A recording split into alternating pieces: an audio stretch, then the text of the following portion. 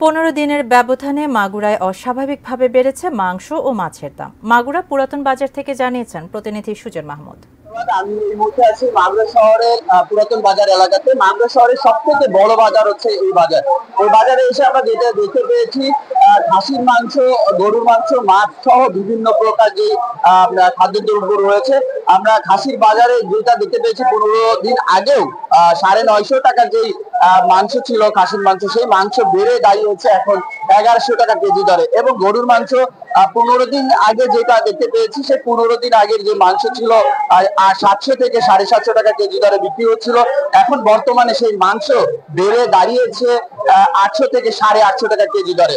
এবং মাছের বাজারে যেটা দেখতে পেয়েছি আমরা, বিভিন্ন জাতের কিন্তু মাছ পাওয়া যাচ্ছে, কিন্তু সেই তুলনামূলক ভাবে দেশি মাছ বলতেই নাই, এখন পাওয়া যায় না। রুই মাছের দাম রয়েছে 350 টাকা কেজি দরে বিক্রি হচ্ছে।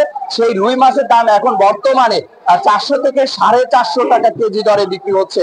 এবং ইলিশ মাছ যেটা দেখতে পেয়েছি 300 গ্রাম থেকে 1000 পাউন্ড যেটা রয়েছে, 1000 পাউন্ডে অর্থাৎ 1 কেজি, সেই 1 কেজি মাছের দাম রয়েছে হচ্ছে 1200 টাকা থেকে 1800 টাকা কেজি দরে। এই ছিল মাগুরা পুরাতন বাজার এলাকা থেকে দ্রব্যমূল্যের সর্বশেষ খবর।